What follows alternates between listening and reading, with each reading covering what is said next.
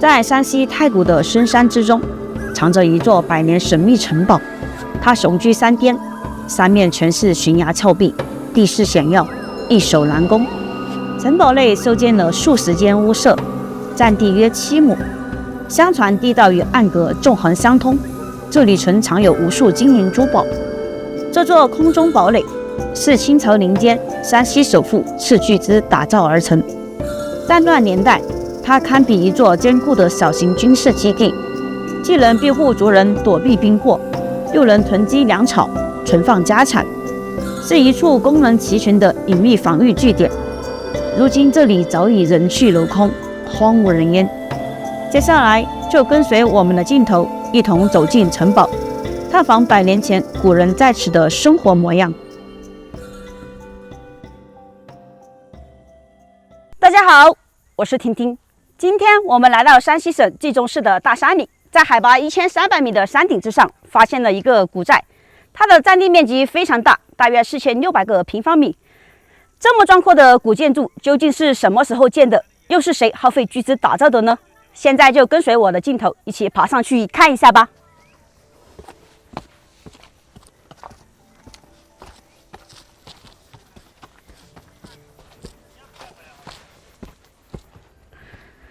我們沿着这條石梯走了10分鐘，走到這裡就沒有了，前面就是一條毛路。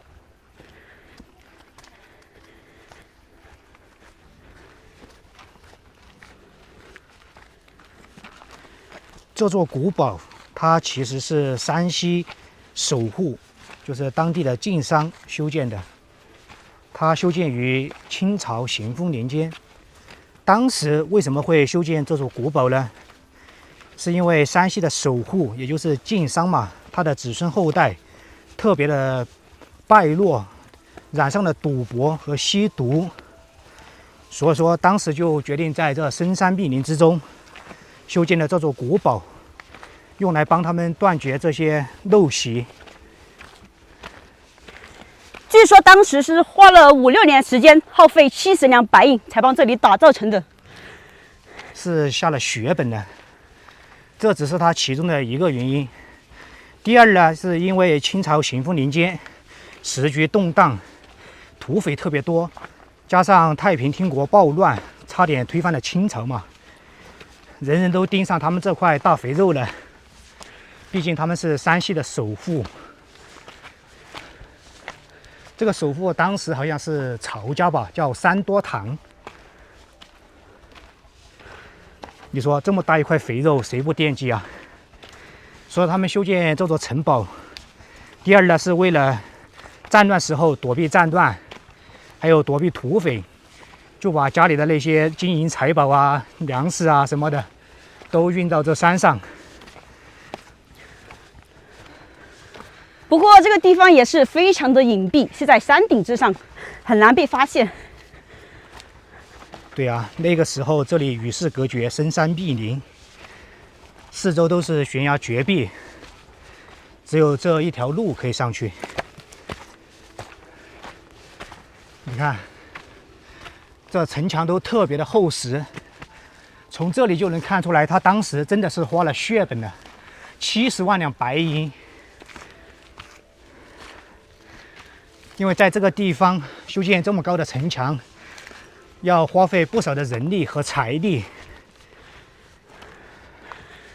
而且在以前那個年代沒有機械化，這石頭全都是用手工開鑿出來的，工費都不得了。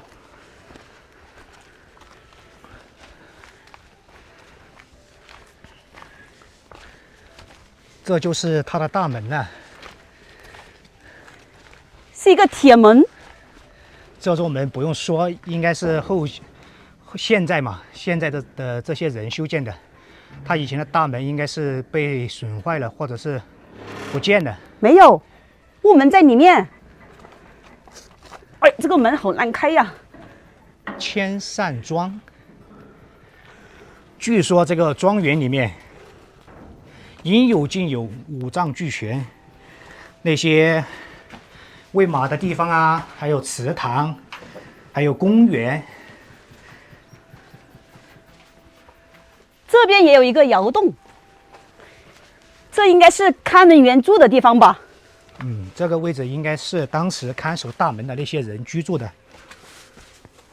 是一個拱形的3棟房間吧。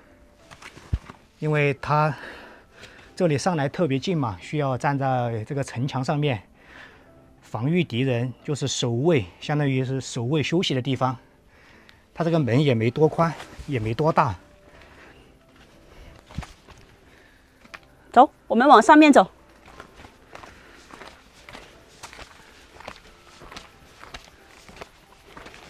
山外青山，下一句應該是樓外樓吧，但是沒看見，大家看見沒有？這裡刻的有字，山外青山，被樹遮擋住了。這一排都是窑洞式的，我猜測這一排應該也是守衛居住的地方吧。哎，裡面怎麼供奉了神像的牌子呢？難道這裡是一個廟堂嗎？寺廟供奉的地方嗎？他們搬到這山上來以後，還信奉神事。哇，這裡面有一些雜物。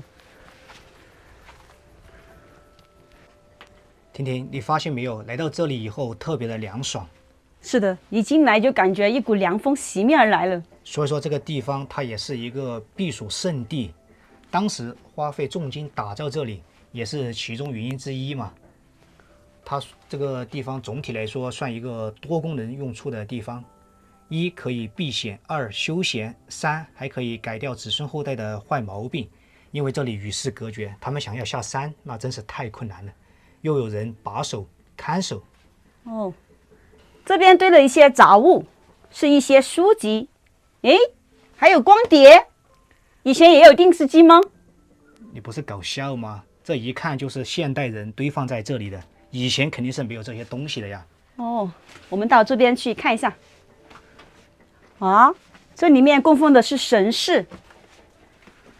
這位大着肚子是彌勒佛，旁邊那位是地藏王菩薩，這邊這位呢就是觀世音。這位大家肯定認識了吧？財神爺。這些工藝品看着都非常的現代，應該不是以前的，也是現代人堆放在這裡的。哦，這裡看的差不多了，我們到旁邊去看一下。走吧，你先出去吧。你看它這裡應該是一扇窗戶吧，採光還是挺不錯的。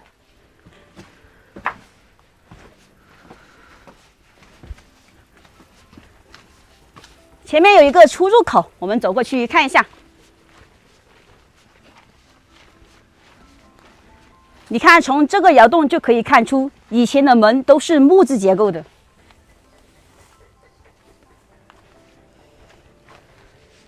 從這裡進去，到處是這些城牆，層層隔斷的。大家看這裡，這些城牆用料是不是特別的厚實？而且在這裡還有一個故事，據說是當年那個抗日戰爭的時候，日軍進攻這裡，足足花了3年的時間都沒有打下來，應該是日軍的小股部隊吧。曹家在這上面駐紮，一直頑強抵抗。你看這裡好多這種石頭柱子，它是柱礎，是用來支撐房梁的支撐點的。你看這塊有雕花，它做工非常的精美，全是用手工打磨的。你看這裡還有這麼大一個石鼓，這個能敲響嗎？啊，實心的，敲着好痛啊！你看它這遺址，這些石塊都已經倒塌下來了。這邊應該是一塊石碑，但是上面的字跡已經風化了，看不清楚了，已經斷成了2半了。哎，你看這兒，這個是幹嘛的？上面也有雕花耶。會不會是插這塊石碑的？哎，你別說，還真有可能呀。你看嘛，它石碑这個位置比較狹窄，剛好能放進去。還是你仔細啊，這都被你發現了。哇，這麼大一個缸，這難道是以前儲存水的嗎？你知道這個缸讓我想到了什麼嗎？司馬光砸缸是吧？对，一个小孩掉进去，司馬光想到了一個辦法，把缸砸壞，就把小孩救出來了。走吧，我們接着往上走。哎，這邊應該是可以上去吧？哇，房頂上是有瓦片的，你看。你看這些瓦都特別的厚實，所以說啊，當時對於一個富商來說，他修建這上面叫做城堡，肯定是用這些材料用最好的，畢竟他不缺錢嘛。你看這個院子裡面底部都是木頭，這以前的房梁上方應該是木頭結構的。帶大家看一下這些佈局吧。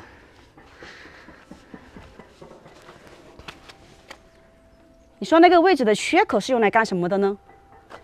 這裡嗎？嗯，對應兩邊都是一個缺口。看不出來哎。會不會是以前有一條非常大的柱子支撐起來的？這個說不清楚啊，畢竟這些建築它有100-200年了。我們也不太清楚。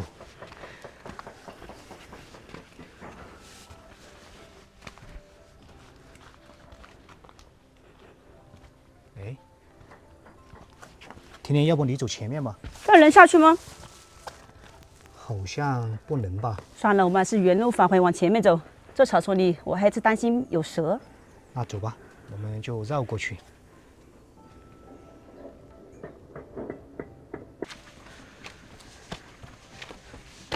這個地方上來就特別的陡了。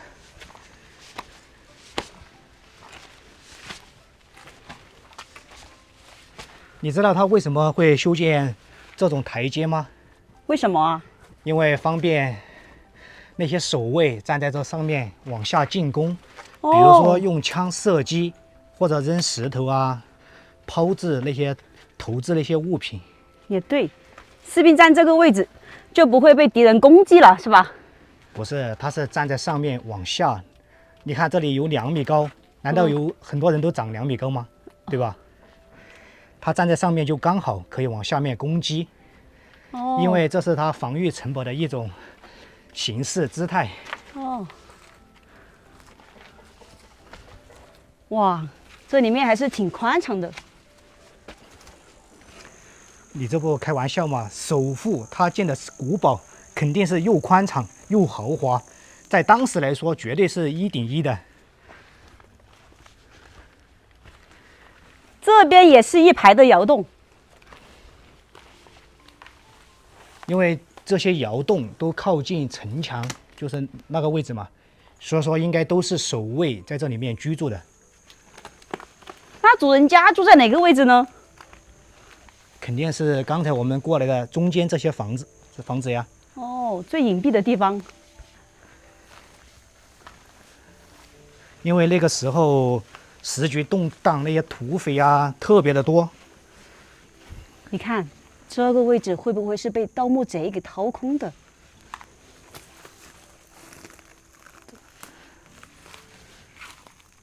還真有點像盜洞啊。我們來的時候聽當地的老人說，這個地方以前是經常有盜墓賊來光顧這裡的，到處挖洞，都以為這裡藏的有寶藏。哇，只要進來就特別的涼快。這裡到處堆了一些木頭。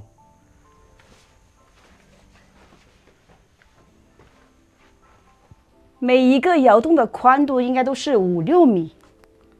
沒有吧，寬應該3米左右，長的話1、2、3，可能有5-6米。走吧，我們再到周圍去看一下。這些應該是護衛做的房間，我們再到主院去看一下。不是說這上面好像有水池嗎？就是像公園一樣。假山嗎？對。但這個位置也是山。這看着不像是假山。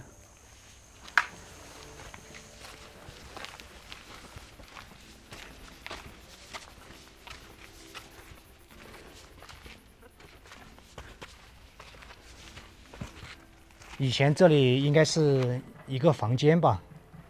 是的，200多年了，應該是倒塌下來了。你看嘛，這邊也有柱礎，是用來頂柱子的，頂梁柱。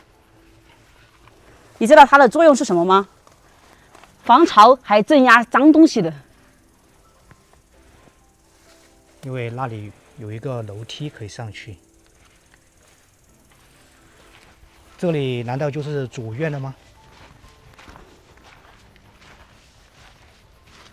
都是一樣的房間耶。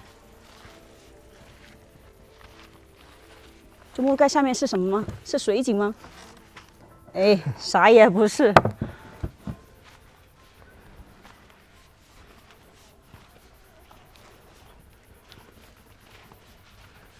你發現沒有？它這些房間都跟那山下以前那些人住的那種窑洞特別的相似。對。難道山西這邊人居住的環境都是按照這種規格修建的嗎？在古時候。這邊應該是主人家住的地方了。哇，我感覺這下面應該藏了更多的金銀珠寶。你看這地面已經被破壞了。看一下這邊，哎，這裡是相通的。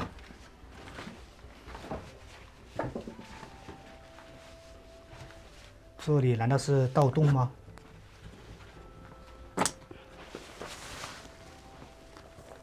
這是幹嘛的？也是被掏空的。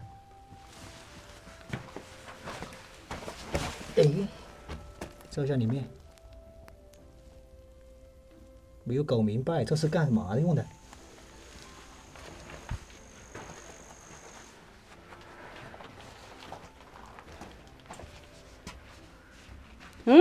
怎麼每個房間都有這個小方孔啊？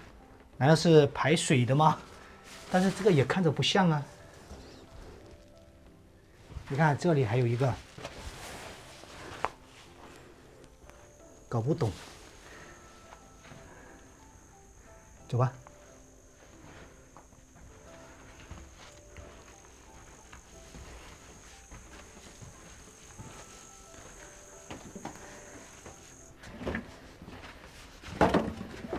刚才山下那位老人不是說這個地方，當時日軍進攻了3年，最後打上來了。當時好像人們好像有幾百個人在這裡吧，瞬間蒸發了，不知道從哪裡跑了。好像這裡還有密道哎。對，我們去找一下，看一下在哪個位置。據說應該是在後面。我們看一下這邊呢。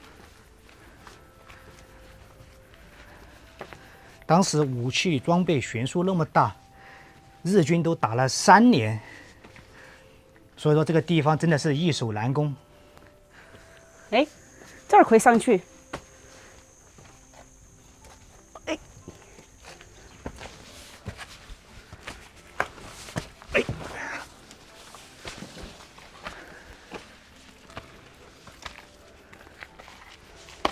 這裡也是庭院呢。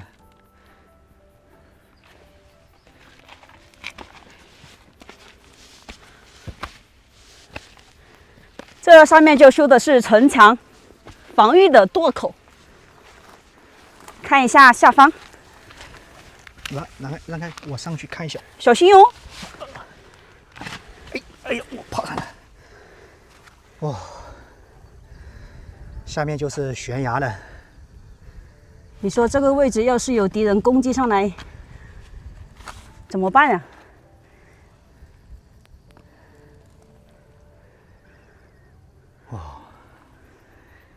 這裡就能看到它的全貌了，站得高，看得遠。走吧，我們就下去，再到這裡的庭院去逛一下，看一下是否有密道這些。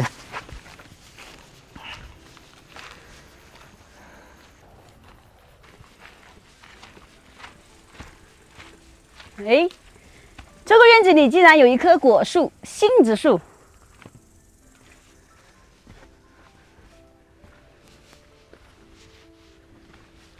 你看，這邊有一個水池。哦，这就是假山和水池的地方了吧？也太小了吧？也不能说小，毕竟它是在深山里面与世隔绝嘛，能打造水池，養魚在裡面。看來這首富的家人特別的享受啊！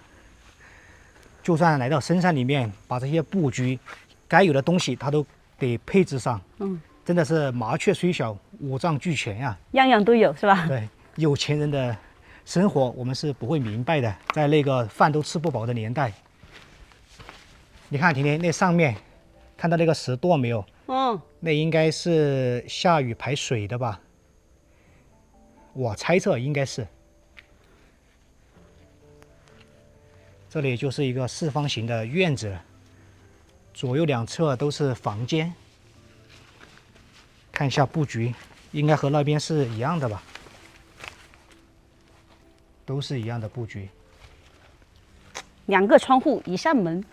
要不我們往這邊走吧？走吧。因為這邊都是一樣的。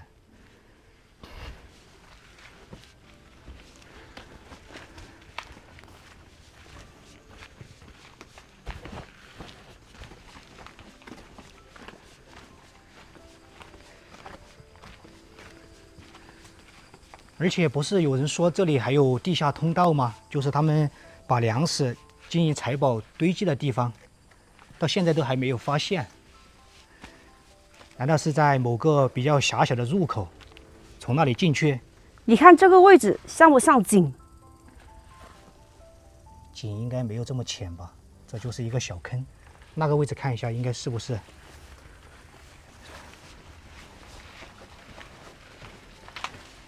好臭呀，是一個廁所。哇靠，這就是100多年前修建的廁所嗎？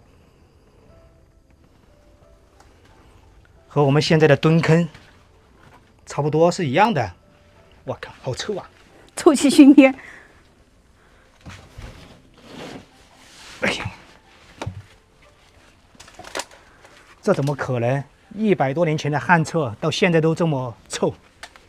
肯定是有人偷偷上來上了吧？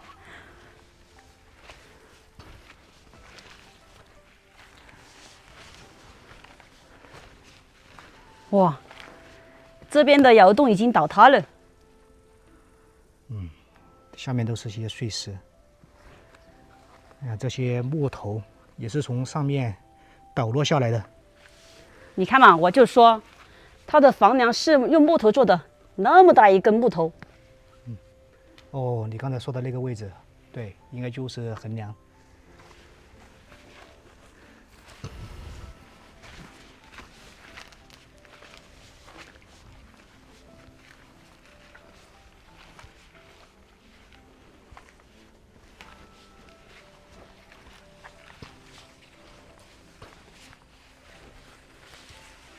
也全部都是一樣的房間。你就在外面等我，我带大家看一下。哇，这里好黑呀，婷婷。黑嗎？有電筒嗎？哎，這裡還有洞。這難道是盜洞嗎？肯定是盜墓人幹的。哇，不知道他們在這裡有沒有發現寶藏，有沒有把寶藏盜走？這是幹嘛的？好黑呀，裡面。哎，你幹嘛？裡面別跑出來一個人。這是幹嘛的？哎，其實就是一個房間，只是窗戶是封死的。看一下這裡，你看牆上那個塑料袋，難道是有現代的人來到這裡居住過？走吧，我們出去。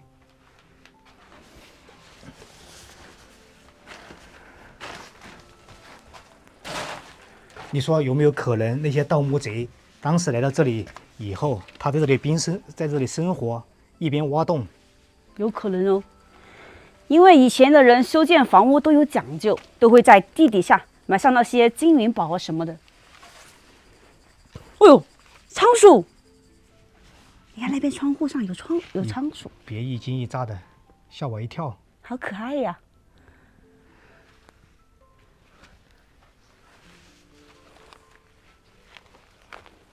到這裡就差不多走完了吧？水井在哪裡啊？到現在都沒看見。估計有水都干枯了。哇，這裡堆放了很多的啤酒瓶。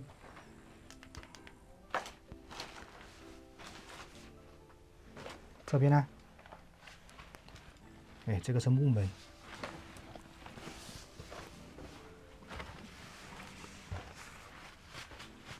只有一些雜物，也没有什麼東西。你別踩木板，小心有釘子啊！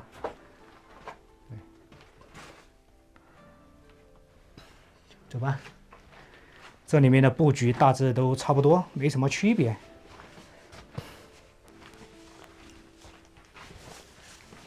哎，走吧，現在我們就出去吧。走到這裡，走到盡頭了。四周都带大家參觀完了，我們就先出去吧，看看有沒有什麼新的發現。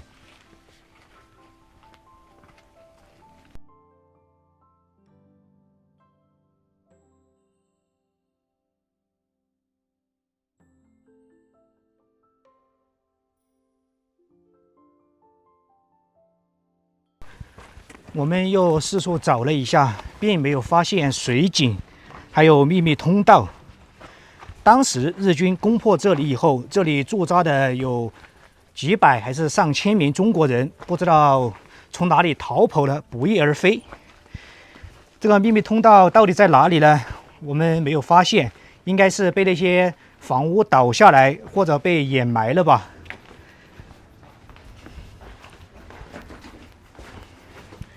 快出來，我要關門了。古堡的故事和它的用來幹什麼的，還有裡面的布局，我們就給大家講解清楚了。好了，今天就分享到這裡吧，我們下期再見，拜拜。